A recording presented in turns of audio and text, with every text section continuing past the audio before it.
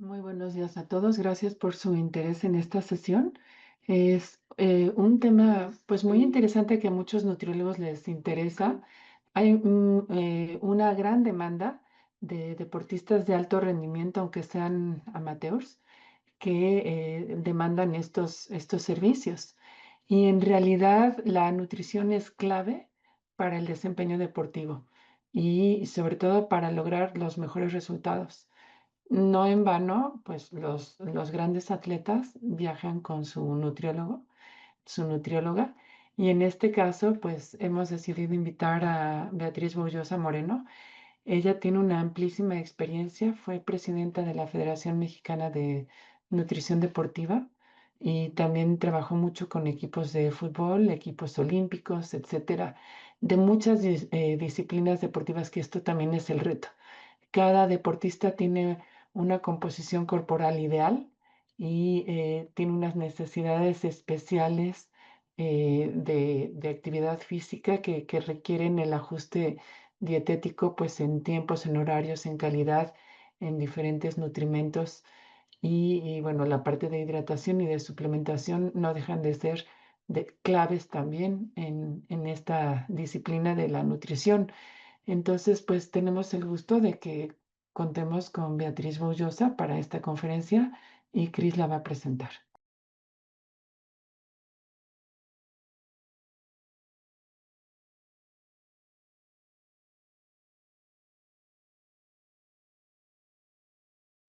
La maestra Beatriz Boullosa Moreno tiene la licenciatura en Nutrición y Ciencia de los Alimentos por la Universidad Iberoamericana.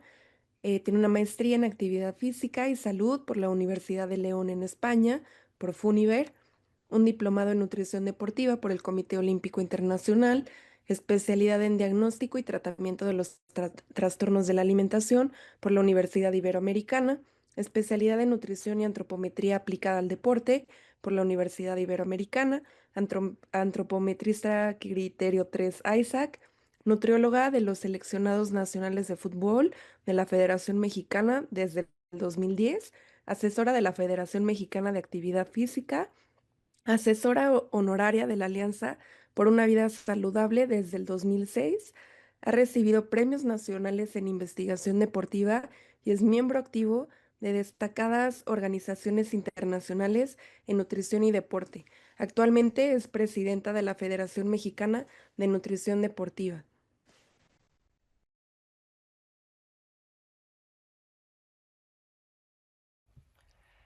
Muy buenos días a todos, mi nombre es Beatriz Boullosa y me da muchísimo gusto poder estar aquí el día de hoy para platicarles del tema que me apasiona, que es la nutrición deportiva. Y bueno, quiero aprovechar para agradecer a Pili Milke, quien además de ser colega es una gran amiga. Gracias de verdad por la oportunidad de abrir este espacio y compartir información con todos ustedes.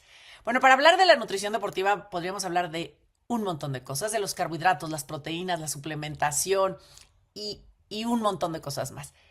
Pero voy a tratar de dar como una visión general de este tema. Y ya posteriormente, en la sesión de preguntas o si me quieren contactar por algún medio, podemos profundizar en relación a aquellos temas que sean de su interés. Pero bueno, ojalá que con esta charla pues se puedan interesar más y más en el tema que, repito, me apasiona, que es la nutrición deportiva. Pero bueno, antes de ir a cada uno de los temas que quiero tratar el día de hoy, quiero que hablemos el mismo idioma. Es decir, creo que hay definiciones que es muy importante que las tengamos todos en el mismo canal, porque si no compartimos las mismas definiciones, no vamos a ser capaces de tener un diálogo y por lo tanto de poder llegar a un acuerdo y hacer eh, pues sobre todo avances que favorezcan a aquellos atletas o pacientes con los que estamos trabajando. La primera definición que me parece importantísimo es tener con claridad cuando hablamos de actividad física a qué nos estamos refiriendo. Y bueno, parecería que es algo obvio y evidente que todo el mundo debería entender, pero sí quiero que todos estemos en el mismo canal. Cuando hablamos de actividad física es cualquier movimiento corporal que eleve el gasto energético por arriba del de reposo. Es decir, todo lo que hace un individuo a lo largo del día, excepto dormir y reposar. Entonces, cualquier movimiento se considera actividad física. Ahora bien, dentro de la hay dos grandes conceptos. Uno, lo que serían las actividades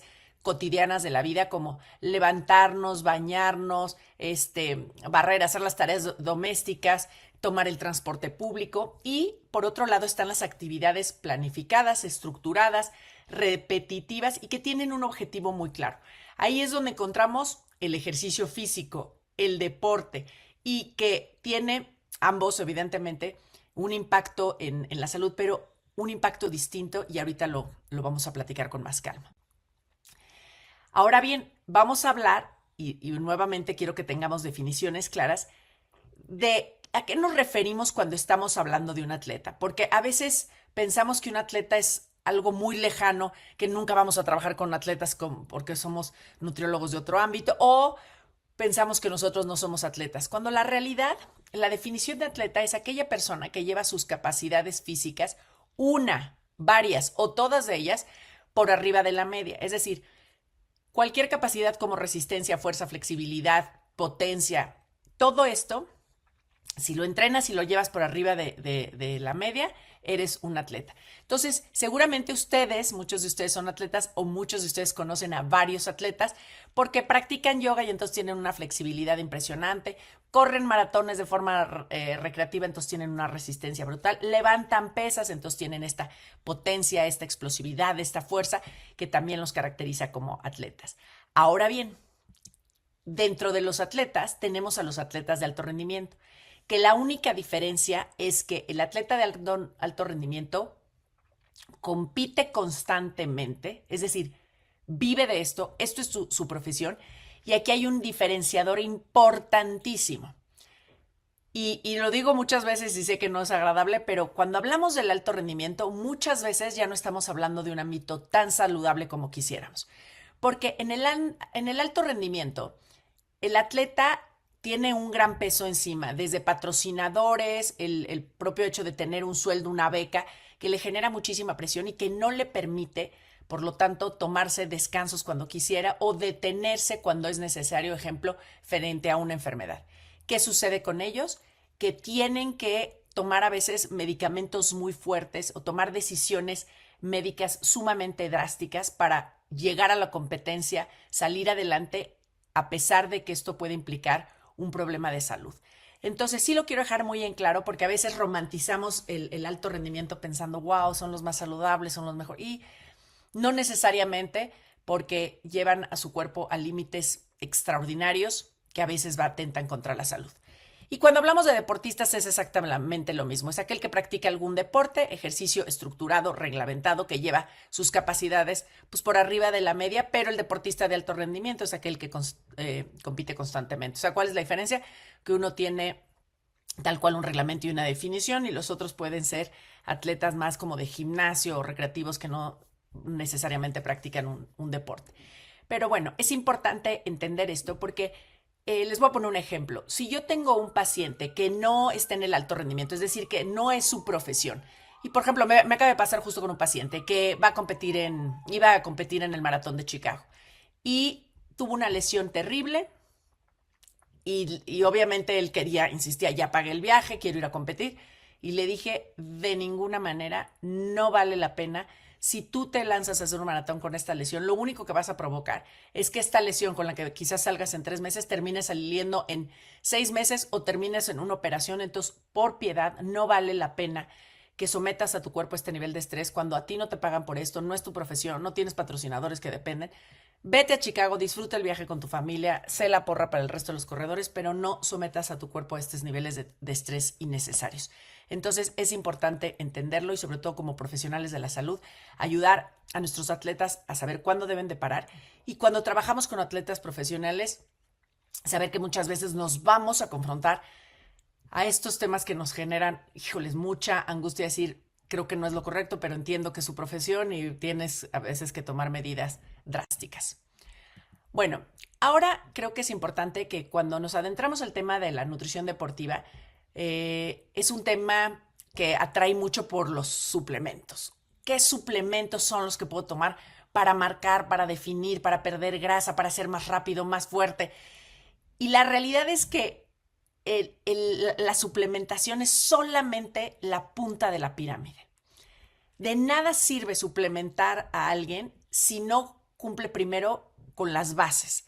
¿Cuáles son las bases? Primero que nada, la energía, cubrir la cantidad de calorías que requiere para el tipo de ejercicio que está realizando y para el tipo de objetivos que está persiguiendo. Ahora, no solamente podemos hablar de calorías como un número vacío, sino que estas calorías deben de provenir exactamente de una alimentación completa, es decir, que contenga correcta, que cumpla con todas las características, perdón, de una alimentación correcta, que sea completa, equilibrada, variada, inocua, que sea adecuada.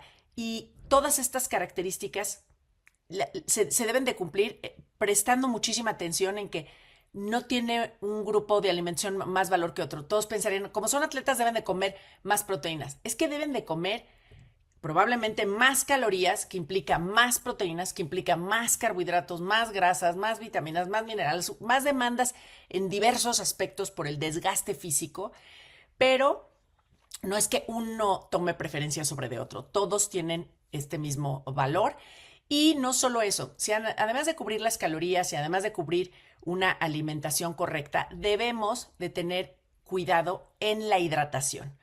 Porque si un atleta lo queremos, ejemplo, y porque me ha pasado muchísimas veces que lo veo en consulta, es que sufre muchos calambres y entonces le dieron pastillas de sal.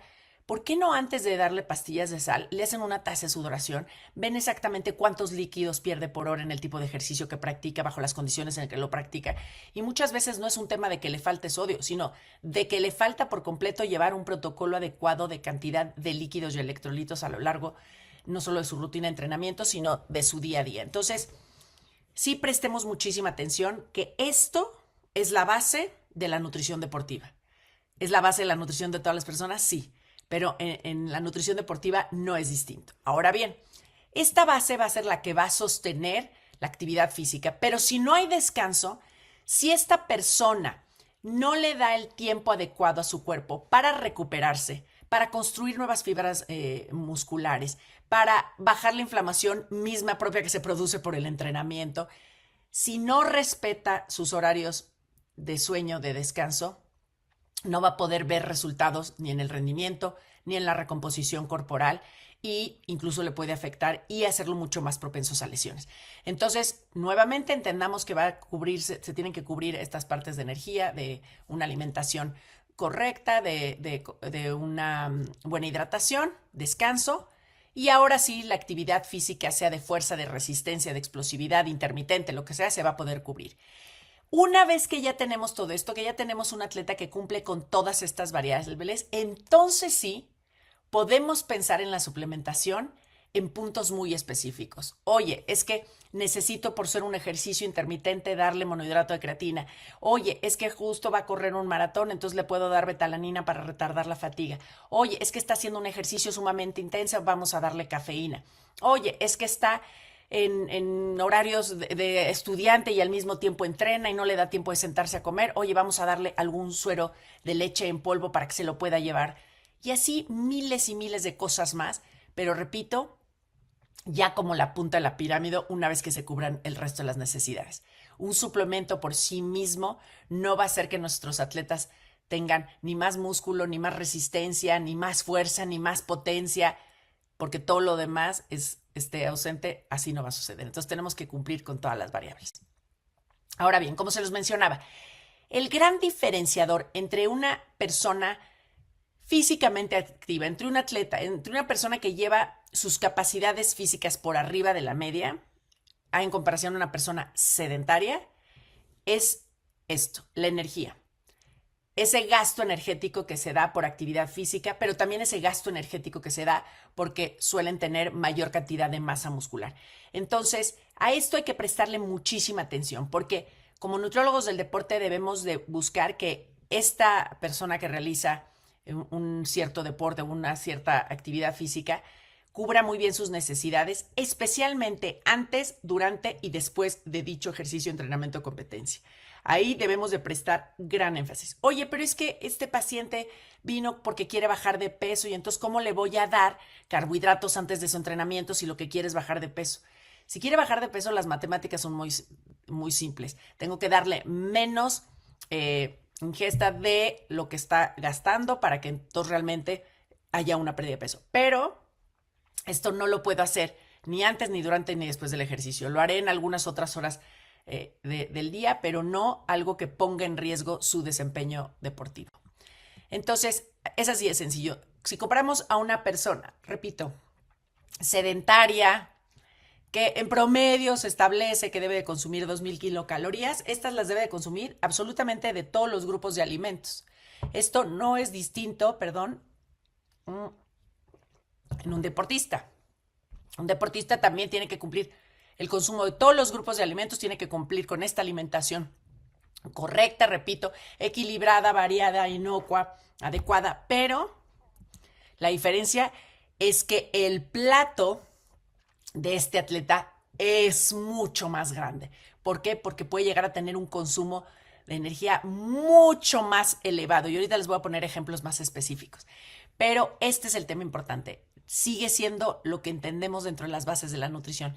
Tienen que ser personas que coman frutas, verduras, cereales, que preferentemente sean cereales integrales y productos de origen animal y leguminosas y todo. Ahora, ¿en qué momento, en qué distribución? Es lo que cambia por completo. Mientras que una persona sedentaria es más fácil incluso que le entren calorías porque está sentado viendo la televisión, con los atletas tenemos que ser mucho más cuidadosos de entender, bueno, ahorita antes de entrenar no me conviene darle una ensalada, me conviene darle carbohidratos. Oye, que los carbohidratos se los puedo dar en forma de avena, de dátiles, de plátano, de miel o incluso de geles de glucosa o de cualquier otro producto deportivo como bebida deportiva, sí. Pero el tema prioritario es entender que tenemos que seguir cuidando las bases de una correcta alimentación.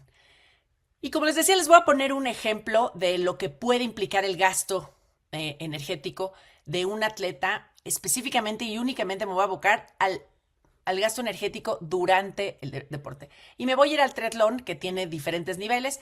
El más básico que sería el sprint, hasta el Ironman, que supongo que todos ustedes lo saben, pero si no lo saben, bueno, estamos hablando de una disciplina en donde se nadan 3 kilómetros 800, se pedalean 180 kilómetros de bici y al final de todo esto se corre un maratón, 42 kilómetros.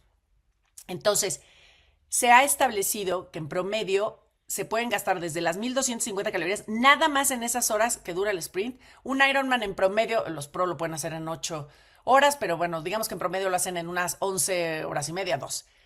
En esas horas del Ironman, nada más en esas horas se utilizaron o se pueden llegar a gastar 10.000 kilocalorías, mismas que tú como nutriólogo del deporte tienes que ver cómo írselas aportando, lo cual es muy complejo porque estamos hablando de que primero para nadar esos 3 kilómetros 800, pues tú evidentemente no les estás dando comida durante esos 3 kilómetros 800, entonces tienes que cuidar muy bien lo que haces antes, lo que haces después una vez que salen del agua, pero salen del agua con toda la prisa para subirse a una bicicleta y entonces cuidar exactamente, bueno, ¿qué le voy a dar en la transición? ¿Qué le voy a dar durante la bici?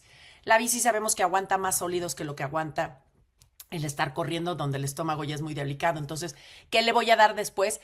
Al momento de que se lance a correr 42 kilómetros, cuando ya lleva todo esto recorrido, seguramente ya está harto, el calor ha sido muy intenso, viene exhausto física y mentalmente, y yo tengo que cuidar que cubra estas necesidades de energía. Entonces, ahí está el gran reto y la parte que, repito, me apasiona de la nutrición deportiva, encontrar la manera de aportar la energía en este antes, durante y después del ejercicio de una forma artesanal, de tal manera que les permita rendir muy bien, evitemos problemas gastrointestinales y obviamente disfruten muchísimo la experiencia. Se ha establecido que ya en gastos energéticos sumamente extremos, como repito, no solamente el Ironman, estamos hablando aquí también del Tour de France, que como saben, el Tour de France no solamente es lo demandante cada día, sino que esto estamos hablando durante 3 semanas todos los días. Se cree que el gasto energético más alto posible durante 24 horas es alrededor de 13.000 kilocalorías por día. Entonces, bueno, cada vez tenemos atletas más extremos que ya hacen competencias brutalmente intensas, largas, en condiciones extremas. Ya sabemos el ultramaratón que se corre en el desierto. Yo he tenido atletas que han hecho el Ironman en la Patagonia. No les puedo explicar las condiciones bajo las cuales compiten.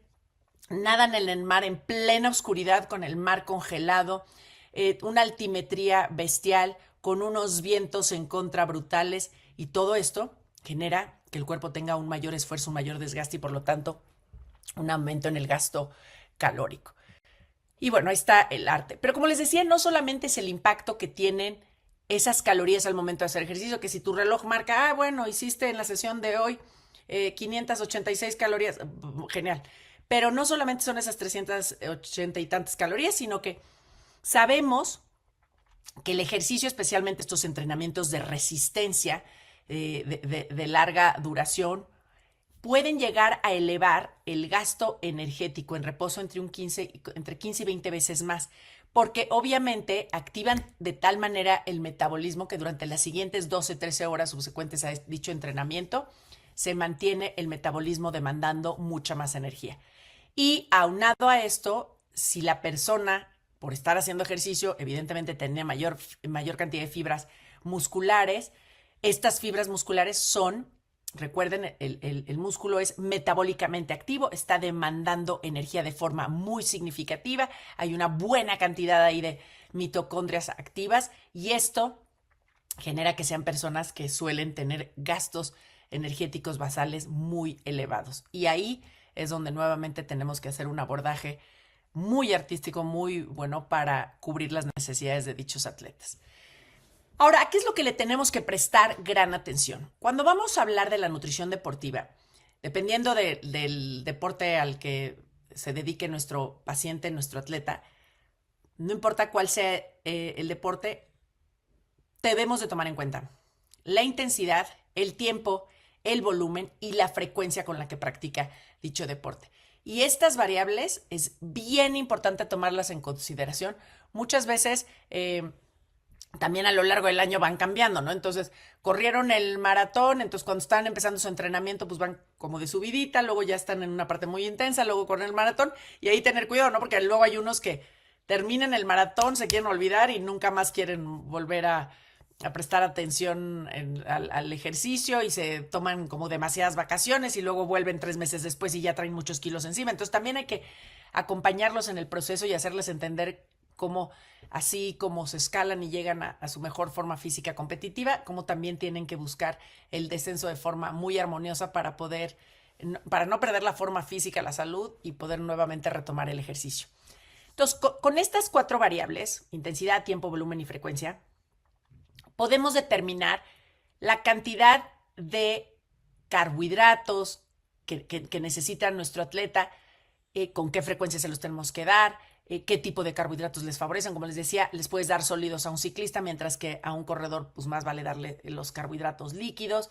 Si además a esto le aunamos que hay muchos otros factores a considerar, muchas veces que tenemos atletas jóvenes que están en crecimiento y desarrollo, muchas veces que tenemos atletas mujeres que tenemos que prestar atención muchísimo a su ciclo menstrual porque hay mayor gasto no solamente energético cuando están durante su periodo, sino también sabemos que hay mayor pérdida de hierro y de magnesio.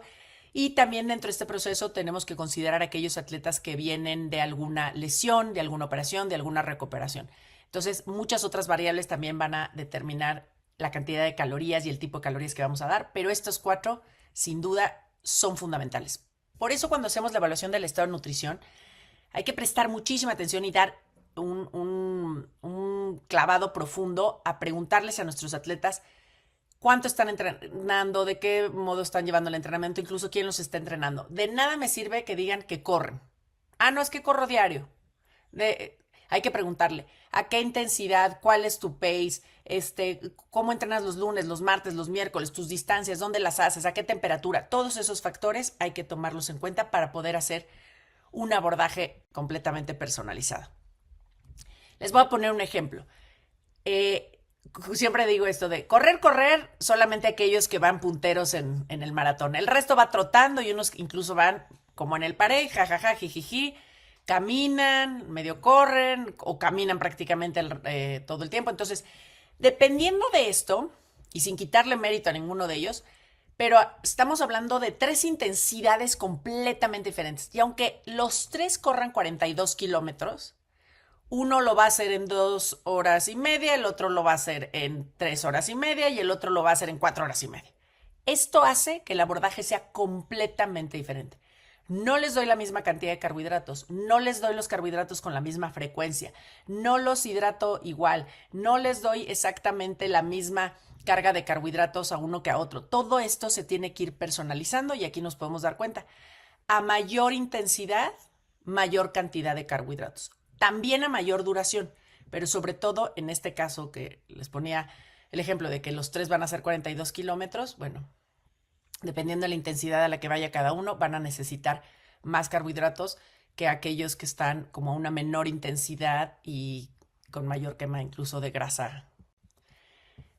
Les comparto esta tabla, está desarrollada por Asker Jukendrup, que es uno de las eminencias más grandes dentro de la nutrición deportiva y además que tiene amplios conocimientos e investigaciones en relación a los carbohidratos.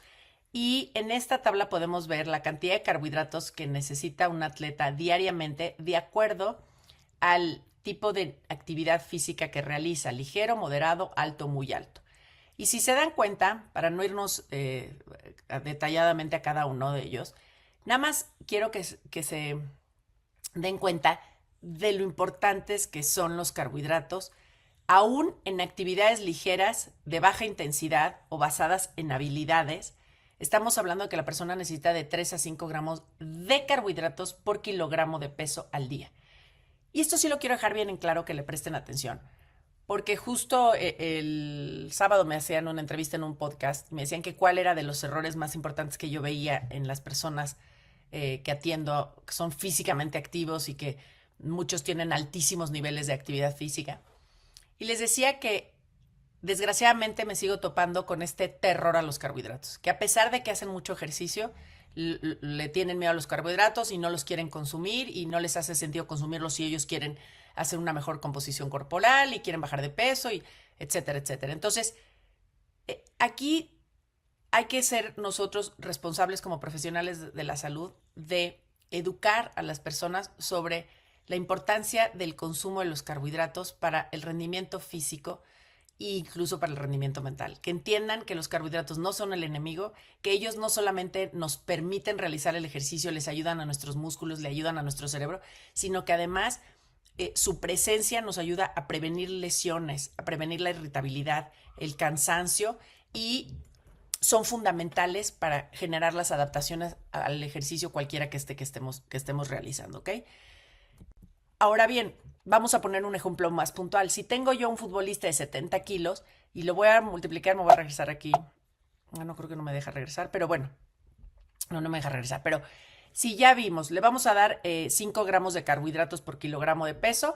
Esto nos da alrededor de 300 y tantos gramos de carbohidratos, que si lo pusiéramos en rebanadas de pan para que se vayan de espaldas, pues estamos hablando de una cantidad inmensa de carbohidratos. Lo quise poner en rebanadas de pan nada más para que se dieran una idea muy grotesca, pero a lo que voy con esto es para que entiendan por qué es que utilizamos bebidas deportivas, geles de glucosa, gomitas, jelly beans, miles de productos, porque de alguna manera nos ayudan a que dichos carbohidratos, que si los vemos así generan mucho volumen y lo vemos muy difícil en alguien que, repito, está trepado en la bicicleta o nadando o compitiendo a altas intensidades, pueda meterse esta cantidad de carbohidratos.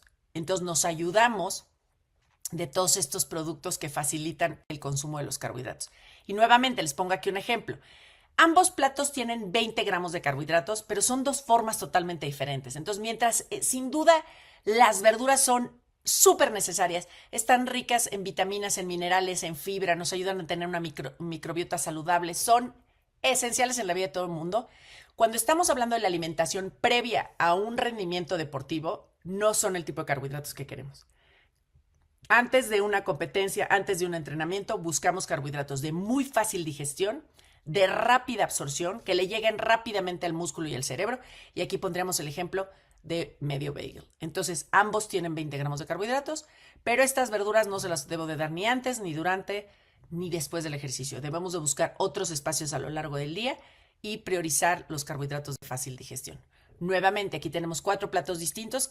Los 4 nos brindan 20 gramos de carbohidratos. Sin embargo, vámonos al plato de las oleaginosas. Aunque ese plato contiene 20 gramos de carbohidratos, contiene una cantidad inmensa de calorías y de grasas, que son súper saludables, que son grasas de origen vegetal, que me van a dar omega de origen vegetal, sí, pero esto no va a ser favorable cuando estoy buscando el rendimiento deportivo. Entonces, hay que prestar mucho cuidado porque he llegado a ver en redes sociales personas sin ningún conocimiento en relación a la nutrición deportiva criticar las bebidas deportivas, incluso criticar unas barras deportivas que son buenísimas para atletas a los que hacen trekking, que están horas en la montaña, que van, caminan, y estas barras, como lo dice su nombre, son barras energéticas y les aportan todo lo que necesitan y les aportan carbohidratos para que rápidamente lleguen al cerebro y que son fáciles de transportar.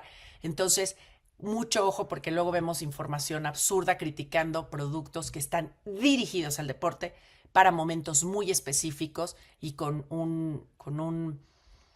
una formulación y con mucha investigación detrás. Entonces hay que entender esta diferencia.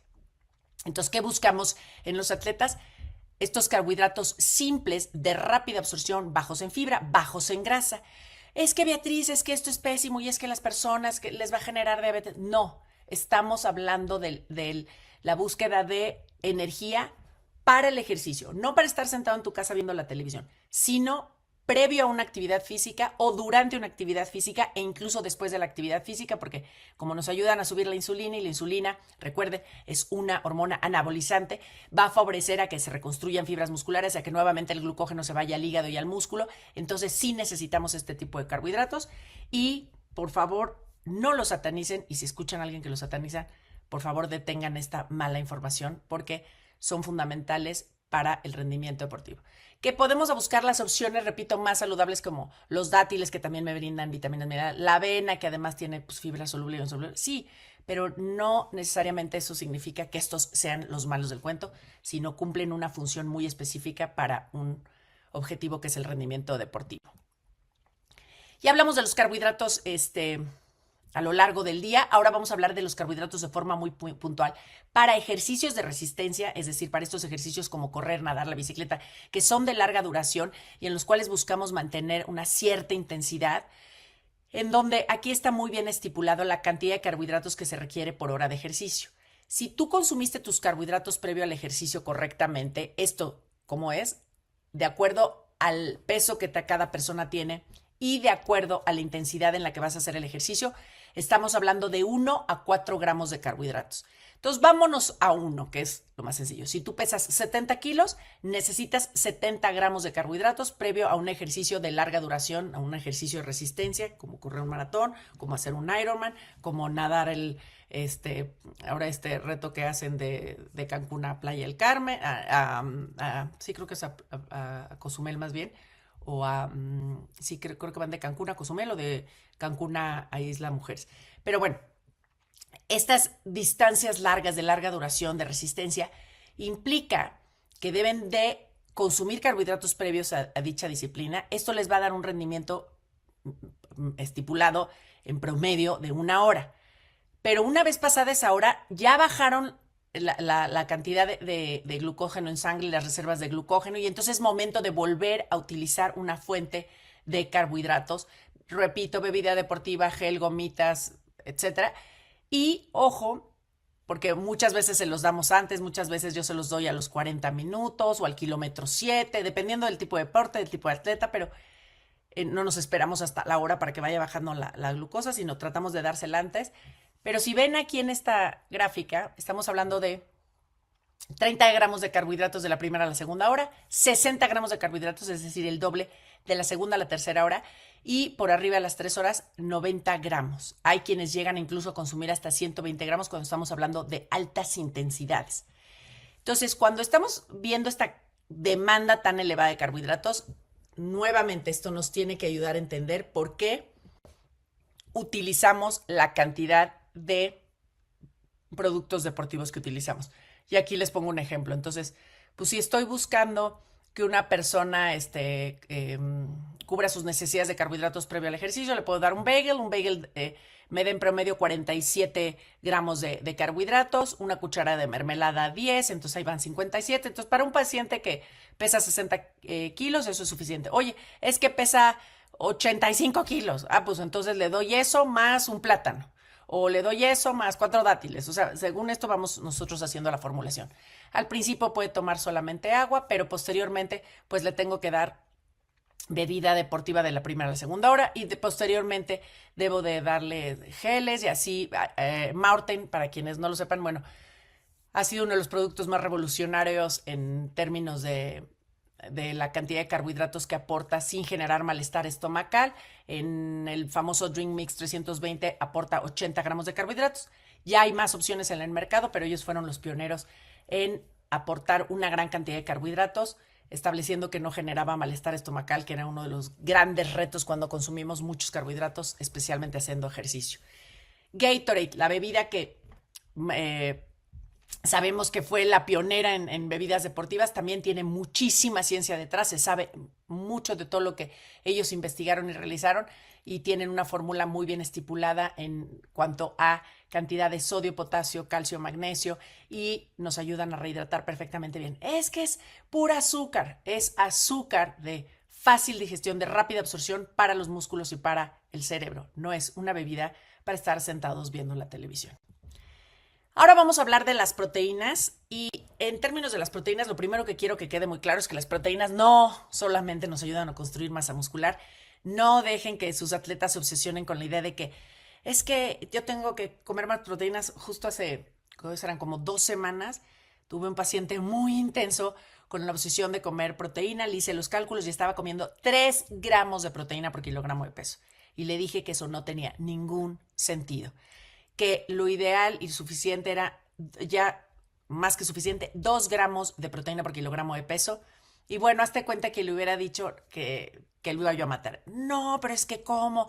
Para mí es importantísimo comer proteína, si no, no voy a quedar satisfecho. Y toda la parte de reeducación fue que entendiera que tenía que dejar de priorizar las proteínas como si fueran los dioses para la construcción de la masa muscular, porque la masa muscular se construye a partir de todos los factores en conjunto. Cantidad de calorías que provengan de carbohidratos, que provengan de proteínas, con grasas de origen vegetal o grasas saludables, con una buena hidratación, importantísimo un buen descanso, el ejercicio dirigido al incremento de la masa muscular. Son todos los factores, no es la proteína sola por sí misma como muchos piensan y que piensan que nada más funciona para construir músculo. Ayuda a reparar, ayuda a al correcto funcionamiento del sistema inmune, incluso les ayuda a los atletas a disminuir el dolor post ejercicio. Su presencia ayuda a generar adaptaciones al entrenamiento y por supuesto son importantísimas para la recuperación, además de otras funciones como producir enzimas, psicoenzimas, etc. ¿Qué es lo que se establece recomendaciones de consumo de proteína? Bueno, en la Organización Mundial de la Salud establece que 0.8 gramos de proteína por kilogramo de peso es lo que se debería de consumir ¿no? en términos generales. Ya cuando hablamos de personas físicamente activas de forma explícita, sabemos que en deportistas de resistencia se establece de 1.2 a 1.5, de resistencia y velocidad de 1.6 a 1.7, deportistas de fuerza que tienen mayor cantidad de masa muscular o buscan incrementar la masa muscular de 1.8 a 2.1 y en deportes de fuerza con requerimientos especiales. ¿Y qué me refiero con requerimientos especiales? Que están en crecimiento y desarrollo, que están saliendo de una lesión, que buscan llevar a esta hipertrofia máxima su masa muscular. Nos vamos de 2.2, máximo 2.4, pero de verdad yo se los digo, yo nunca he utilizado 2.4, he llegado a utilizar 2.2, pero con 2 gramos por kilogramo de peso es más que suficiente para cubrir las necesidades. Otro error que cometía este paciente es que él pensaba que la proteína pues era el pollo, la carne, el pescado, y cuando le hice saber, las leguminosas también tienen proteína, los productos lácteos también tienen proteína y deben de ser contados y cuantificados. Entonces se dio cuenta por qué se estaba rebasando tanto y se estaba yendo a 3 gramos por kilogramo de peso. Y repito, dependiendo nuevamente del tipo de deporte, del objetivo que se esté buscando, las necesidades de proteína van a ser muy distintas. Y no es la misma cantidad de proteína que requiere un atleta de resistencia, un atleta que tiende a la delgadez, que entre más ligero esté, sabemos que más rápido va a correr, a un atleta que lo necesitamos de un peso elevado, como lanzamiento de bala o como en este caso los fisicoculturistas que es un deporte estético en donde buscan no solamente una cantidad de masa muscular muy específica, sino con la menor cantidad de grasa y una simetría perfecta. En fin, todo esto también hay que personalizarlo de acuerdo a las necesidades de nuestro atleta. Y nuevamente prestar mucha atención que 100 gramos de pollo no me dan 100 gramos de proteína, 100 gramos de pollo, carne, pescado, en promedio me pueden dar entre 22 y 25 gramos de proteína, un huevo aproximadamente 6 gramos de proteína, 7 cuando mucho, pero esto pues lo quiero poner en la mesa nuevamente porque si no los pacientes creen que pueden hacer la suma, la resta y que tú no les estás dando suficiente proteína y que se quieren comer más. O hay que tener como pues también una parte importante de orientación alimentaria para que vean por qué buscamos lo que buscamos en términos del plan de alimentación. Aquí quiero hablar rápidamente de las bebidas las bebidas veganas a base de coco, almendras, nuez de la India, porque se pusieron muy de moda y ojo, la cantidad de proteínas que nos aportan estas bebidas es muy baja. Si ustedes comparan un vaso de leche promedio que nos puede dar 9 gramos de proteína con un vaso le llaman leche de coco, leche de almendra, pero en realidad son bebidas a base de bebidas veganas, la cantidad de proteína que aportan es muy baja, nada más para que lo consideren. Y nuevamente aquí les muestro, cuando estamos hablando de fuentes de proteína de origen animal versus fuentes de proteína de origen vegetal, sin duda, esto es importante que entiendan que sí podemos cubrir nuestras necesidades de fuentes de origen vegetal, pero es mucho más retador por el tema digestivo, la cantidad de fibra, mientras que en el origen animal, pues una whey protein, la leche, el caseinato, la carne, el huevo, nos facilitan muchísimo cubrir esas necesidades, no solo de proteína, sino muy importante del aminoácido leucina, que es el detonador o el detonador de que el resto de los aminoácidos sean muy bien utilizados por nuestro organismo para todas las funciones que ya les mencioné.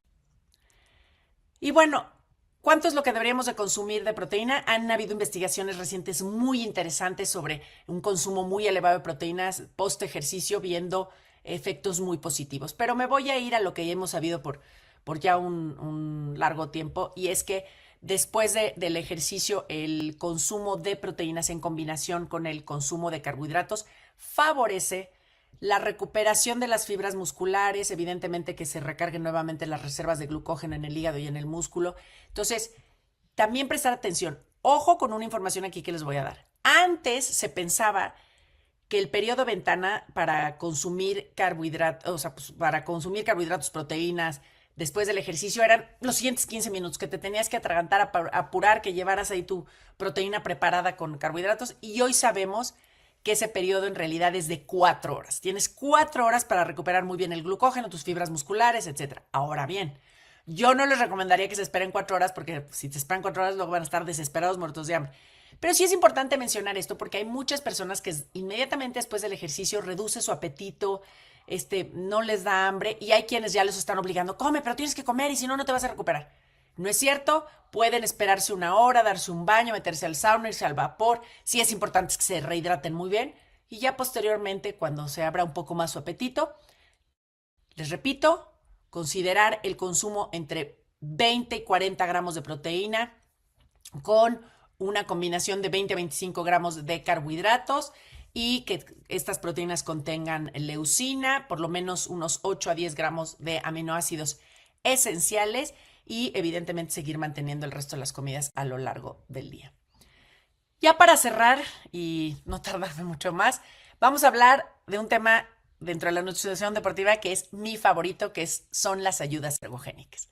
Cuando hablamos de ayudas ergogénicas, son todas aquellas sustancias, herramientas, fármacos, todo lo que contribuye a mejorar la capacidad innata para la producción o generación de trabajo físico y mental. Mecánicas, que tengas una mejor bicicleta, una bicicleta que pese poquititos gramos, que sea aerodinámica, con un casco aerodinámico. Todo eso es una ayuda ergogénica. Hay, ojo, ayudas ergogénicas legales y otras ilegales, pero esa es una ayuda ergogénica. Ayudas fisiológicas, pues irme a entrenar a la JUSCO para tener que generar mayor hemoglobina porque luego voy a competir a nivel del mar. Esa es una ayuda fisiológica. La psicológica es todo. Escribir en tus post-its, tomar terapia con un psicólogo del deporte, echarte porras, meditar, escribir en tu diario, lo que sea, todo eso es ayuda psicológica. Farmacológica, sabemos desde el uso de antiinflamatorios, todos analgésicos para quitar el dolor, incluso cualquier medicamento, que también lo hacen mucho los corredores, que se toman omeprazol para evitar problemas digestivos a lo largo de las carreras, y los nutricionales, que son de los que vamos a hablar el día de hoy. Repito, dentro de todos estos que les acabo de decir de ayudas ergogénicas, hay las legales y hay las ilegales. Y aquí vamos por las legales, ¿no? Pero de legales, entiéndanme que se considera ayuda ergogénica porque sí vas a rendir mejor si comes carbohidratos, si te hidratas, si tomas suplementos como monohidrato de creatina, L-arginina, óxido nítrico, cafeína, betalanina, entre muchos otros más. En los ilegales, y sí es importante saberlo, están todos esos estimulantes, están todos esos narcóticos, hormonas, prehormonas, que favorecen el desarrollo de la masa muscular, las adaptaciones al ejercicio, la capacidad aeróbica y que, por supuesto, repito, no solamente son ilegales, sino que además pueden producir la muerte o diversos daños. Pero es importante saber que sin duda existen y que más gente de la que ustedes imaginen los utiliza. De acuerdo al Instituto Australiano del Deporte, los suplementos nutricionales deportivos se pueden clasificar en 4 grandes grupos. En el grupo A están todos aquellos que han demostrado a lo largo de diversas investigaciones por varios años ser útiles y ser seguros. Repito, tenemos el suero de leche, la bebida deportiva, tenemos los geles de glucosa, tenemos las gomitas, ahí todos estos que ya les he dicho, la creatina que tiene más de 500 investigaciones a su alrededor. En el grupo B están aquellos suplementos que siguen en estudio, pero al parecer funcionan y son seguros. Lo que falta es darles tiempo para que se estudien.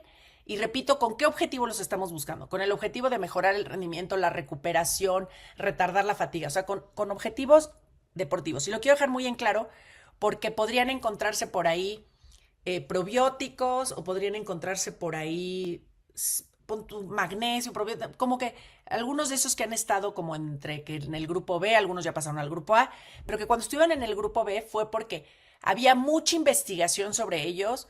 Ejemplo, para la salud intestinal, para disminuir la inflamación en la colitis, para mejorar la microbiota, pero que no estaban suficientemente respaldados para el rendimiento deportivo, la recuperación deportiva, el desempeño en el deporte. Entonces, nada más para que lo tengan presente.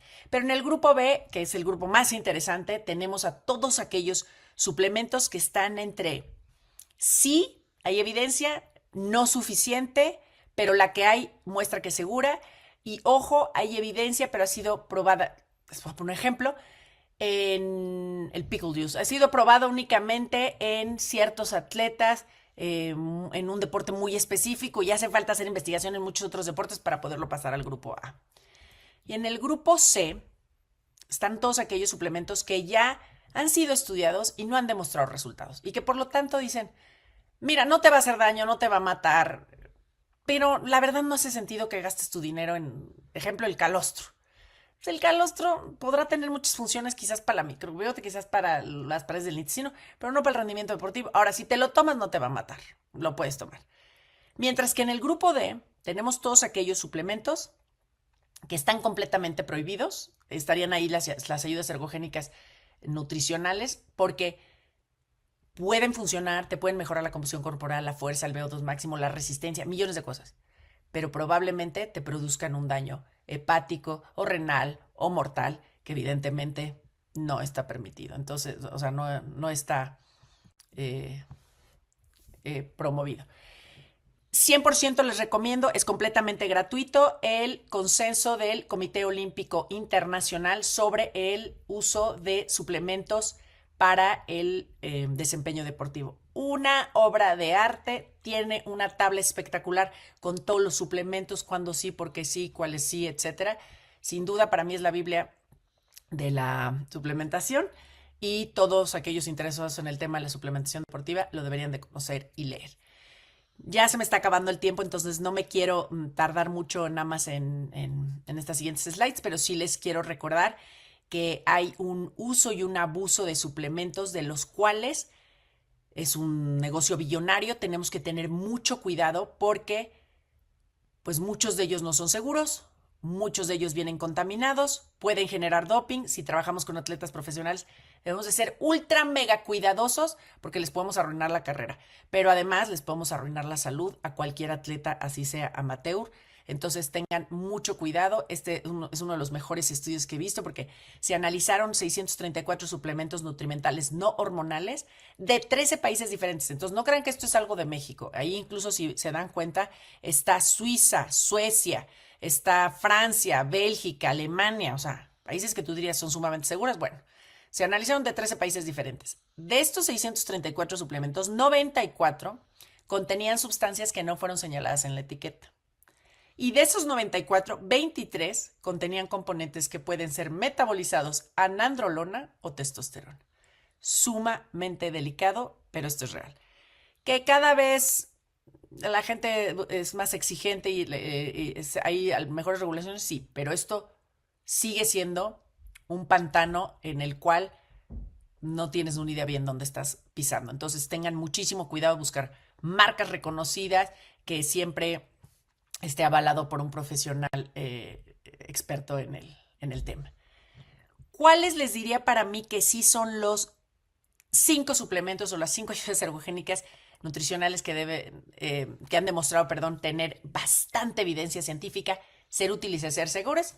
Monohidrato de creatina, que esto además siempre lo digo yo porque trabajo en el ámbito de la nutrición deportiva, pero ojalá todos aquellos nutriólogos que no están en el ámbito deportivo entiendan y conozcan bien cómo funciona la creatina y cómo le pueden sacar provecho para todos sus pacientes. La betalanina para retardar la fatiga, los precursores del óxido nítrico para mejorar la oxigenación de nuestras fibras musculares, la recuperación post-ejercicio, el desempeño aeróbico, etc. La cafeína, que es un estimulante del sistema nervioso central, que sin duda les puede ayudar mucho. Aquí a mí me gusta hacer estudios genéticos para saber quiénes son metabolizadores rápidos, lentos, etcétera. Pero bueno, la cafeína y por supuesto los electrolitos para generar una buena rehidratación. ¿A dónde va el futuro de la nutrición deportiva? A que cada vez esté mucho más personalizada y por eso yo ya estoy 100% metida en el uso de estudios genéticos para saber cómo metabolizan la cafeína, de cuáles vitaminas pueden tener propensión a perder más rápido porque tienen un bajo metabolismo, qué tipo de fibras musculares tienen, cómo las oxigenan, cómo producen óxido nítrico, cómo suele ser sus pérdidas de sodio y muchas, muchas otras cosas que para mí ha sido la diferencia entre el cielo y la tierra. Como que dejo de trabajar a ciegas y entiendo la genética perfecta de cada uno de mis atletas y trabajo así de forma muy útil, muy puntual, que sin duda yo les recomendaría. Hacia allá va no solamente creo que el futuro de la nutrición deportiva, sino en general de la nutrición y del abordaje en términos de la salud. Y pues les agradezco muchísimo su presencia y en unos momentos más estoy con ustedes para resolver sus dudas, pero si me quieren contactar, enviar un correo, Instagram o escuchar mi podcast Bendita Nutrición, me dará muchísimo gusto verlos por ahí. Les mando un fuerte abrazo y ahora nos vemos.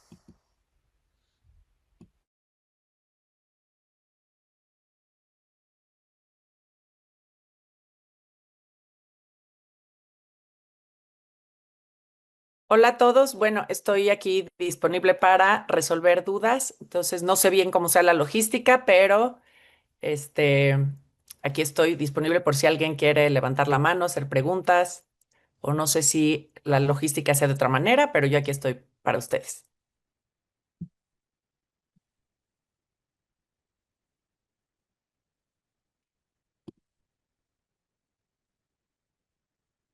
Betty, muchísimas gracias. En verdad, ha sido un lujo tenerte el día de hoy en esta sesión. Gracias. Todo el conocimiento que tienes, toda la pasión que tienes, definitivamente, pues que nos sirva de ejemplo a los que no nos dedicamos al deporte para aplicarlo en nuestras propias disciplinas, ¿no? A lo que nos dedicamos. Pero es muy, muy estimulante escuchar a alguien como tú con ese conocimiento tan profundo y también pues algo que te gusta mucho y algo que es tan importante, caray. El deporte es hermoso ver todas las competencias deportivas, es pues es como el reto máximo del ser humano, ¿no? Toda esta fuerza. ¿Cómo hablabas tú de todos estos deportistas que bueno, contra viento y marea, el agua helada, ¿no? Con hielo, capas de hielo y el viento a contracorriente y qué bárbaro. Bueno, consumir 15.000 kilocalorías es los extremos de la vida. Definitivamente yo creo que son retos que un nutriólogo clínico o un nutriólogo familiar no ve, no alcanza a ver todo esto porque es a la máxima potencia y bueno, pues tú lo has logrado sortear con muchísimo éxito. Todos tus pacientes, todos tus clientes te estarán sumamente agradecidos, Betty, y nosotros también por tu participación. Eh, Mira, Betty, aquí hay felicitaciones, muchas gracias por la claridad y la calidad de la información. Es un tema de máxima importancia ahora que el sedentarismo es tan común y la actividad física se reduce. Necesitamos más voces como la tuya. Hay gente que te sigue en redes que te admira muchísimo y bueno, Gracias. yo me uno a este comentario. Gracias, de verdad. Hablas bien de estos geles, de estas pastillas de glucosa. Cuéntanos un poquito de lo disponible que hay en México, si es que todo esto está bastante disponible, un poquito que nos comentes. Afortunadamente sí, ya hoy en día en México podemos encontrar todo este tipo de herramientas nutricionales que nos permiten cubrir esas necesidades energéticas tan elevadas durante el ejercicio. Hoy les hablaba de la bebida Maurten, que se llama el Drink Mix 320. Toda esa marca Maurten ya desarrolló no solamente dos tipos de bebidas, la de 80 gramos de carbohidratos y 40, sino también ya tienen geles con cafeína, sin cafeína, de 25 gramos de carbohidratos, de 40 gramos de carbohidratos. Y también actualmente ha ingresado una marca española muy similar a Maurten que mis pacientes adoran, que también tiene como de cada versión de Maurten 5 gramos, un poco más de carbohidratos, 5 gramos más en cada uno. Entonces tienen 40 gramos de carbohidratos, 30 gramos de carbohidratos con cafeína, sin cafeína, bebidas. También hay marcas mexicanas que lo están haciendo muy bien. Hay una que se llama ATP que tiene además sabores pues muy mexicanos, mango con chile, fresa con chile. Incluso tiene uno que le llaman sabor tequila, que evidentemente no tiene alcohol, pero tienen uno con mentol muy bueno, que también el mentol ha demostrado que cuando atletas están compitiendo en altas temperaturas, el hecho de consumir mentol le manda una señal al cerebro que le favorece para esta sensación de frescor, ¿no? Para sentir que frente a las altas temperaturas puede seguir con el ejercicio. Entonces ya encontramos prácticamente todas esas alternativas en México, lo cual nos ayuda muchísimo. Y repito, y también siempre van a estar las versiones más caseras, muy buenas, muy útiles. Yo utilizo y recomiendo muchísimo los dátiles, son deliciosos, nos aportan una buena cantidad de carbohidratos. Dos dátiles nos dan alrededor de 15 gramos de carbohidratos, entonces nos pueden ayudar muchísimo. El plátano, pues que ha sido tan explotado y tan famoso, pero pues el plátano es una gran alternativa también como dentro de antes y durante el ejercicio. Así que ya hay muchísimas opciones y esto nos ayuda a hacer muy bien nuestro trabajo. Ay, sí, muchísimas gracias, Betty. Em, ¿Qué problemas gastrointestinales son los más comunes? Y estos se dan por el exceso fisiopatológicamente ¿por qué se desencadenan estos problemas gastrointestinales que son muy importantes? Nosotros como clínicos vemos una quimioterapia, una enfermedad celíaca, tal, pero ¿qué pasa en el deportista? ¿Qué es lo más común? ¿Y hay algunos alimentos que elimines por esa razón? Mira, sucede, y esto se los digo mucho a mis atletas, así como entrenas tus músculos, y pues la primera vez que corres un poco, que subes al bici que nada, pues te da dolor muscular, sientes esa sensación de rigor en los músculos, así como entrenas tus músculos, así como entrenas esta capacidad cardiorrespiratoria, así mismo tienes que entrenar tu sistema digestivo. Porque la primera vez que uno come y sale a hacer un deporte, como que no está acostumbrado el cuerpo y sientes que repites todo el tiempo pues, el plátano o lo que te hayas comido, la barra de avena, lo que sea. Y obviamente tienes que ir de forma muy paulatina, probando no solamente de menor a menor cantidad, sino incluso probando qué te funciona, porque no a todo mundo le funciona lo mismo. Yo utilizo mucho esta frase, no todo es para todos.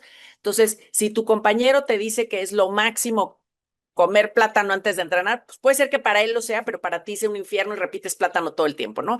Entonces, poco a poco deben de ir entrenando y ir incorporando los carbohidratos. Pero ¿cuáles son de los principales problemas que enfrentamos con estos atletas, sobre todo los que hacen deportes de larga duración, de resistencia? Por ejemplo, el Ironman. El Ironman incluso es importante decirle a los atletas que probablemente al finalizar van a presentar sangrado en la orina, porque hay ruptura de al recibir este estrés y al estar corriendo, ¿cómo se dice? Por el golpeteo, pues obviamente por eso existe la anemia del corredor, porque también se rompen estos eritrocitos, porque también puede haber una ruptura a nivel de todo el sistema digestivo, que les va a generar sangrado, que van a orinar con sangrado, que pueden defecar con sangrado. Entonces, que no se espanten, que es parte del proceso, pero que sí, obviamente, la recuperación es tan importante como todo lo que hicieron a lo largo de la competencia. Entonces, post ejercicio es muy importante que coman todos los grupos de alimentos,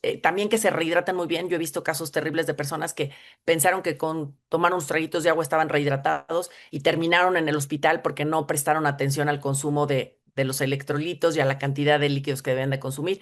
Entonces, todo es irlos educando, formando, pero bueno, el reto principal es eso, que los corredores no soportan los alimentos sólidos, entonces si cometen a veces el error porque en la desesperación pescan un chocolate que les dieron en el camino o pescan una manzana o un plátano o un dulce, un caramelo, y esto no está, es a lo que están acostumbrados en el estómago. Al estómago, por un tema de osmolaridad, la absorción de estos carbohidratos se vuelve más lenta, permanecen mucho tiempo en el estómago, les genera dolor, les genera malestar y a veces tienen que parar. Entonces, es mejor irnos siempre empezar con líquidos, en corredores solamente líquidos y geles, algunas gomitas podría ser, pero no sólidos.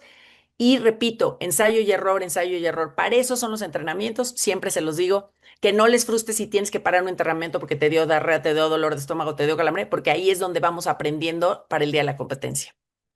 Entonces, es el dolor abdominal, qué bárbaro, o sea, que te saca de la competencia y también hay mucha diarrea. Sí, hay mucha diarrea. Ujú. Antes, incluso los estudios que había en el consumo de carbohidratos por hora de ejercicio se establecía que el organismo no era capaz de soportar más de 90 gramos de carbohidratos porque justamente le producía mucho malestar estomacal. Hoy los estudios más recientes nos han demostrado que sí se puede absorber hasta 120 gramos de carbohidratos por hora de ejercicio, que es muchísimo, pero que, repito, lo tienes que entrenar, lo tienes que probar y son de forma muy puntual a través de bebidas muy concentradas en carbohidratos para que no haya mucho volumen en el estómago, porque al estómago no le gustan estas altas cantidades en volumen, tiene que ser un volumen muy ligero. Maurten justamente, la ciencia que tiene detrás es que establece que la absorción de sus carbohidratos, gracias a una alga que cubre la cantidad de glucosa, ellos establecen que no se absorbe en el estómago, sino en la primera parte del intestino y que por eso evitan el dolor. Pero la realidad es que en mi experiencia es que tiene que ver con el tema de entrenar, entrenar, entrenar, hasta que logras acostumbrar al estómago, al intestino, a poder soportar altas cantidades de carbohidratos. Oye, Betty, lo que estoy pensando es que tú te tienes que subir al podio. Acompañas al atleta, pero te tienes que subir a recibir la medalla. ¿Cómo lo acompañas, no? En todo momento, en el entrenamiento y también en la competencia. Mira, Y la Betty, verdad te voy a decir, justamente tuve en el Mundial de Atletismo una paciente enferma previo a que fuera a competir con terrible diarrea, que no tenía nada que ver con lo que, diríamos, nosotros hacemos en el protocolo, sino algo dentro del comedor le cayó mal y pues le produjo diarrea y luego también enfrentamos esas, pues diarreas, la diarrea del viajero, digamos, la que enfrenta a todo mundo. Y pues también me ha pasado con pilotos y bueno, así también tenemos que surfear muchas cosas, pero yo, mientras ellos estén bien, yo estoy bien. sí, Betty, mira, hay una felicitación exquisita, presentación y contexto que abre la confianza al otorgar la orientación nutricional y hacia dónde van dirigidas para no causar daño a ninguna persona con iniciativas a realizar deporte o en los que ya realizan deporte. Sí. Muchas gracias. Betty, ¿qué opinas acerca del uso de creatina monohidratada en adolescentes deportistas? Y yo me acuerdo esto del fosfato de creatina, la diferencia, ¿cuál sería? A ver, Es cuéntanos. que justamente el monohidrato de creatina ayuda a que podamos tener mayor cantidad de fosfohidrato de creatina, que sabemos que cuando tú haces, te asustan, cuando tú te van a saltar, alguien te mete un susto, los primeros 15 segundos en que tú corres a máxima velocidad se hacen a partir de la fosfocreatina. Y esta es muy reducida, te da para 14 segundos, muy intensos. Y entonces, si tú tienes que hacer varias veces estas corridas de alta velocidad, pues va a llegar que para la sexta ya estás agotado, porque tienes reservas muy limitadas. Pero cuando utilizamos el monohidrato de creatina como un suplemento, estas reservas se ven aumentadas en el organismo, entonces te permite tener más desempeño, es decir, en vez de que te canses en la sexta, puedes llegar a hacer 10, 12 repeticiones de alta intensidad, porque el monohidrato de creatina ayuda a los ejercicios cortos y explosivos como su principal objetivo. Los ejercicios cortos y explosivos incluimos ahí las pesas y por lo tanto ayuda a que desarrolles más fibras musculares si ese es tu objetivo. Específicamente hablando de adolescentes deportistas, se ha visto que la creatina favorece muchísimo, ojo, no solamente el que puedan hacer estos ejercicios cortos y explosivos, sino incluso a moldear el hueso. Y recuerden que en esta etapa es muy importante la calcificación de los huesos y que los huesos puedan, pues, calcificarse correctamente, tener un buen crecimiento, un buen desarrollo. Así que hoy sabemos que el uso de creatina es completamente seguro, entre 3 y 5 gramos diarios en jóvenes adolescentes. Incluso para que vean la nobleza de la creatina, hay más de 500 estudios en el uso de la creatina. Ya se han hecho estudios en mujeres embarazadas, ya se han hecho estudios en niños, en muchos adolescentes, y ha mostrado total seguridad. Obviamente está el criterio del profesional de la salud de saber cuándo hace sentido utilizarlo y cuándo pues no es necesario. Entonces, si tenemos un joven que está haciendo deporte, le va a favorecer a esta calcificación de los huesos, este desarrollo de la masa muscular. Y muchísimas gracias, muy, muy importante. Otra pregunta que hablabas de los precursores de óxido nítrico, ¿sería como la arginina, por ejemplo? 100%, la L-arginina es un precursor del óxido nítrico Ujú. que, repito, genéticamente hay tres tipos de personas. Hay personas que prácticamente no producen bien óxido nítrico, es Mm, por un tema genético 100%, y son personas que suelen padecer mucho el ejercicio, que entrenan y 5 días después siguen con dolor y dicen, es un infierno, yo no puedo entender que la gente entrene, qué dolor, las pasan muy mal, porque al no oxigenar bien estas fibras musculares se genera pues mayor cantidad de hidrógenos que se van concentrando y que generan dolor. Pero luego tenemos los intermedios, que digamos que sí van a sentir el dolor, sí oxigenan bien, pero no se lucen en los ejercicios de resistencia, digamos que no son su máximo. Y tenemos a los que tienen alta producción de óxido nítrico, que son personas que les va muy bien en los ejercicios, son muy buenos para correr, se recuperan muy rápido del ejercicio, les encanta incluso el ejercicio aeróbico porque son buenísimos para hacerlo. Afortunadamente, con el uso de precursores del óxido nítrico, como bien decías, la L-arginina, de forma natural, el betabel es extraordinario para producir mm, nitratos y obviamente mi recomendación es que no lo hagan de forma artesanal porque no podemos saber la cantidad de nitratos que contienen, sino busquen estos suplementos que ya hay de polvo de betabel y con ellos van a tener una suplementación segura y con las cantidades adecuadas. Y con esto van a tener un mejor rendimiento deportivo en aquellos ejercicios aeróbicos, sí o sí.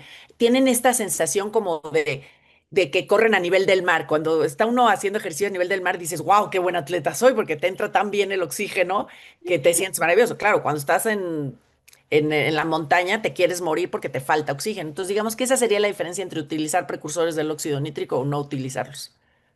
claro, no, un mundo. Estás en mute, Pili. Sí, gracias.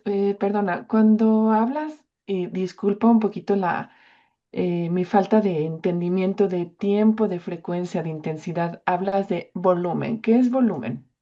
Muy buena pregunta. En volumen, vamos a poner ejemplo en el corredor, el volumen, yo les pregunto cuántos kilómetros corren a la semana. Entonces, los profesionales, quien rompió el récord de maratón de menos de 2 horas, el Eliud Kipchoge, corría 30 kilómetros diarios. Entonces, esto te da una idea del volumen de carga a la semana comparado a alguien que te dice, no, pues corro 5 kilómetros diarios o para que no sean diarios te dice, a la semana yo corro 40 kilómetros. Entonces ya te vas dando cuenta del volumen. Ese es un tipo de volumen en corredores. El volumen, por ejemplo, en alguien que hace pesas, el volumen es muchísimo más claro en que te dice, bueno, yo alcanzo a cargar mi peso completo, yo cargo la mitad de mi peso, yo, en cuánto cargas en pierna, cuánto cargas en brazos, y así te vas dando una idea del volumen o la cantidad de ejercicio de esfuerzo, perdón, físico que se cargan a la semana. Sí, muy interesante. Oye, dos preguntas. La leucina, que es clave, también nosotros la usamos en la clínica, para síntesis de proteínas. Y la betalanina también me llama mucho la atención por esta cuestión de la recuperación, cuándo se debe tomar, por qué se debe tomar, cuál es como El la protocolo. fisiología, por qué sirve la betalanina. Un poquito las bases bioquímicas. Los dos aminoácidos me interesan mucho. A ver, la betalanina, le podemos decir, fisiológicamente hablando, actúa como un buffer. ¿Qué es un buffer? Cuando nosotros hacemos ejercicio, se van produciendo ciertos metabolitos que antes se pensaba, es que el ácido láctico es el que se cristaliza y se queda en los músculos y te produce dolor. Hoy sabemos que el ácido láctico se va produciendo a partir de un esfuerzo físico, pero nuevamente se vuelve a utilizar y entra nuevamente en el metabolismo y digamos que se puede seguir utilizando. Pero sabemos que hay muchos otros subproductos del esfuerzo físico que se van acumulando, repetía, hay hidrógeno que se va quedando suelto, que va a generar esta acidez en el cuerpo, que nos genera dolor y que la manera en que actúa la betalanina es, repito, como un buffer para bajar esa acidez en el cuerpo y ayudarnos a que disminuya el dolor y cuando disminuye el dolor, pues se puede retardar la fatiga.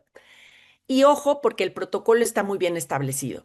Debes utilizarlo o 2 meses antes de tu competencia o un mes antes. Si lo logras utilizar 2 meses antes, el consumo deben de ser 3 gramos de betalanina al día. Se lo suelo fraccionar 1 gramo en la mañana, 1 gramo en la comida y 1 gramo en la cena. ¿Por qué? Porque la betalanina, como favorece la circulación de la sangre y ayuda a movilizar todos estos metabolitos, pues sí puede darte esta sensación de comezón en la piel, en los dedos, en el cuello. Entonces hay que avisarles a nuestros pacientes porque si no piensan que se intoxicaron o que algo está mal, ¿no? Esa es una manera de hacer el protocolo. El protocolo más agresivo es cuando ya llegaron tarde a verte y van a tener una competencia en un mes. Entonces, en vez de darles los 3 gramos, les damos 6 gramos, 2, 2 y 2. Y nuevamente avisándoles que pues va a ser mayor esta presencia de, de, de, es como esta comezón muy, muy curioso, es muy particular, porque si sientes que te pica la piel, ¿no? Entonces, eh, pero una vez que ya siguen este protocolo, sin duda se retarda la fatiga en el esfuerzo físico, porque, repito, va a actuar como buffer y va a ayudar a que entonces el cuerpo pueda rendir mucho más tiempo sin sentir dolor, fatiga, cansancio. Ese es uno. Y la leucina. La leucina sin duda es el aminoácido estrella, porque como bien lo mencionabas tú, es el disparador que ayuda a que el resto de los aminoácidos puedan cumplir con sus debidas funciones en reparar, y como lo decía en la charla, ojo porque pensamos que las proteínas es construir masa muscular. No, no, las proteínas juegan papeles importantísimos en el organismo y entre ellos es reparar todas las células que tenemos en el organismo y que se van reparando constantemente. Entonces, es importante tener presencia de proteína y entre esos la leucina. Ahora, de forma muy específica en deportistas, especialmente en deportistas que buscan hipertrofia o que buscan aumentar su masa muscular, pues la leucina, 3 gramos de leucina, se ha visto que sí o sí favorecen este incremento de nuevas fibras musculares. Recordando que tuvo que haber el estímulo de dichas fibras musculares, el descanso y la cantidad de energía que cubra las necesidades para construir nuevas fibras musculares. Entonces, la leucina por sí sola no, sino en todo en conjunto. Sí, no, muy, muy interesante y muy importante. La cafeína, fíjate que yo pensaba que era ilegal, siempre ha sido legal. Fue ilegal hasta el 2004. Ah, Fue ajá. ilegal, se consideraba una sustancia ergogénica prohibida en los deportistas hasta el 2004. Hasta que, obviamente, después de muchas protestas entre muchos atletas italianos, cubanos, que decían, ¿cómo? Nosotros tomamos café como agua simple, ¿no? Tenemos un alto consumo de café. Entonces, el hecho de que les quitaran la oportunidad de consumirla generó gran debate en el Comité Olímpico Internacional y finalmente se permite su uso y es un extraordinario estimulante del sistema nervioso central que retarda la fatiga y que para mí es fenomenal cómo puede ayudar a atletas a salir del hoyo cuando están enfrentando una fatiga por las altas horas que están ya compitiendo. La cafeína les puede cambiar la vida por completo. Entonces es muy bueno que ya esté legalizada y se puede utilizar perfectamente bien. Y en ese sentido, Betty, el chocolate tiene, además de teobromina, también tiene cafeína. Puede ¿Tú ayudar. me recomiendas el chocolate y el chocolate oscuro o Sí, cuál es tu muchísimo. tratamiento? Muchísimo porque el chocolate oscuro tiene muchos beneficios, tiene Ujú. polifenoles, es rico en magnesio y el magnesio le gusta al cuerpo y lo necesita para diferentes procesos. Entonces, me encanta utilizar el chocolate con otra gran ventaja, que les encanta a los atletas. Entonces, en muchos ultramaratones o en muchas competencias de larga duración, en donde permanecen horas sumergidos en el bosque, sumergidos en el desierto, el uso, curiosamente, de chocolate es de las cosas que más te agradecen y a veces utilizamos incluso también carnes frías, embutidos, porque como ya están harto de comer cosas dulces, ¿En les serio? das un poco de embutidos y agradecen y como los embutidos son muy altos en sodio, les Mm. ayuda de alguna manera pues a cubrir sus necesidades de electrolitos. Entonces, hay estrategias muy curiosas que utilizamos en deportistas de deportes de larga duración. Sí, oye Betty, ya esto es un poco más específico de la supercompensación de glucógeno que estuvo muy de moda hace muchos años, todavía es válida y los físico-constructivistas, para inflar los músculos, todo este tipo de maniobras muy específicas, son así como reloj de precisión, ¿verdad? Relojería suiza. Sí, relojeres.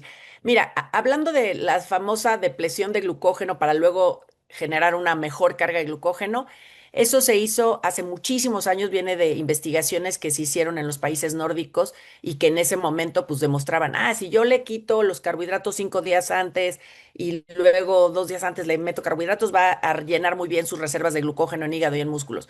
Hoy sabemos que eso no tiene ningún sentido. Hoy sabemos que al final del día el tema es seguir aportando carbohidratos, cómo se hace la carga de carbohidratos, porque va descendiendo el entrenamiento y tú permaneces con la misma cantidad de carbohidratos a pesar de que se están moviendo menos. Eso va a generar las reservas de glucógeno. Y además, de forma muy puntual, para mí lo importante es lo que hacen 24 horas antes de la competencia en cuanto a rehidratación, carga de glucógeno, todo eso lo veo prioritario, que lo tomen muy en cuenta. Y hablando específicamente de los fisicoculturistas, yo te voy a decir una cosa, yo les tengo toda la admiración y respeto porque me fascina la historia de la nutrición deportiva. Y la historia de la nutrición deportiva nos dice que estamos todavía en pañales, ¿no? O sea, la primera biopsia que se hizo muscular fue en 1962 por ahí. Entonces, antes de eso no sabíamos nada de la fisiología del ejercicio, de las reservas de glucógeno, entonces no se hablaba mucho. Y hoy sabemos que todas las investigaciones que se empezaron a hacer en atletas se hacían en atletas de resistencia. Se olvidó por completo al atleta de fuerza. Y entonces estos atletas se volvieron autodidactas, como nadie les prestaba atención, como nadie hacía investigación al respecto y ellos querían un desarrollo de masa muscular, ellos solitos hacían experimentaciones entre ellos y obviamente tenían que utilizar cosas de forma muy ilegal como hormona de crecimiento, testosterona, que venían incluso de uso veterinario, pero ellos con el objetivo de pues ver y aprenden en ellos. Entonces, tienen toda mi admiración y respeto porque además muchos de ellos, y me sé historias de cómo llegaron a perder el oído, llegaron a tener falla renal, llegaron a tener falla hepática, porque experimentaban sin ninguna ciencia detrás, entonces arriesgando muchísimo su vida. Pero hoy que ya se le da tanto auge al incremento de la masa muscular, a los ejercicios de fuerza. Hoy sí ya se hace más investigación al respecto, ya sabemos más, pero sin duda te diría que ellos, pues, mi admiración y respeto porque al final del día se volvieron conejillos de indias para la ciencia que los tenía un poco olvidados. Y hoy sin duda lo hacen de forma extraordinaria, ya hay mayor información, ya se la saben de todas, todas. Muchos de ellos, como no compiten, es decir, no hay dopaje, pues sí utilizan sustancias prohibidas de las que les hablé. Hay quienes los hacen extraordinariamente bien y hay quienes sí terminan arriesgando su vida. Hay de todo en esta viña del Señor, como dirían. Claro, y es en realidad una técnica muy especial para ayudarles a que los músculos se vean como más llenos, todo, ¿no? Fuera del entrenamiento y el descanso. El descanso, qué bueno que hablaste del sueño. Eso es importantísimo incluso para el crecimiento y para la recuperación de masa muscular, no solo en el contexto del deportista, como tú lo comentaste muy bien. El uso del HMB, beta-hidroximetilbutirato. Sí, eh, el HMB lo que se ha demostrado en las investigaciones es que tiene grandes efectos en personas que no están acostumbradas a entrenar, que prácticamente no han recibido un buen estímulo de fibras musculares. En ellos se ha visto que les puede ayudar a incrementar masa muscular o a no perderla. Y también ha mostrado efectos positivos. Por ejemplo, se hicieron varias investigaciones en pacientes enfermos de SIDA que sabemos que tienen un catabolismo severo y que el HMB les ayuda a reducir ese catabolismo.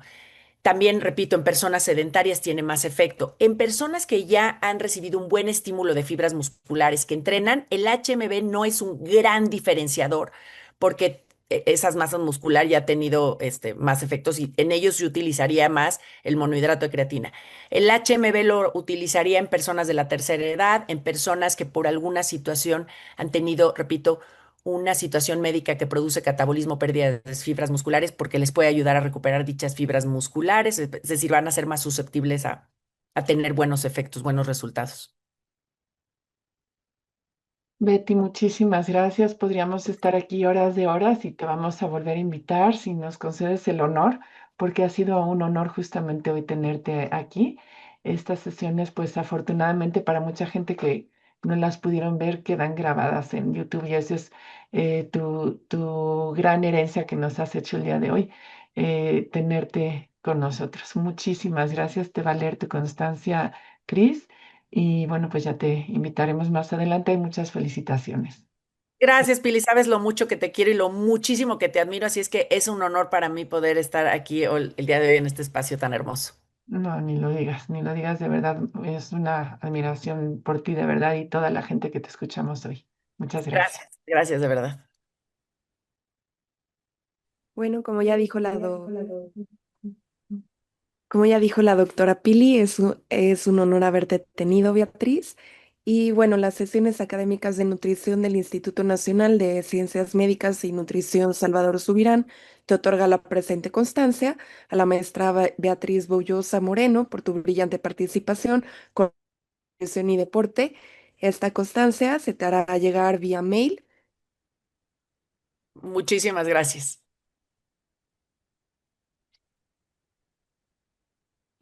Igualmente, los invitamos a la siguiente sesión, que será un simposio en encefalopatía hepática, en el que se hablará de cirrosis hepática y su tratamiento nutricio en la encefalopatía hepática. Les recordamos que todas las sesiones académicas de nutrición del Instituto Nacional de Ciencias Médicas y Nutrición Salvador Subirán se encuentran ya disponibles en YouTube. Y bueno, no se otorga constancia por la asistencia. Muchas gracias a todos por venir.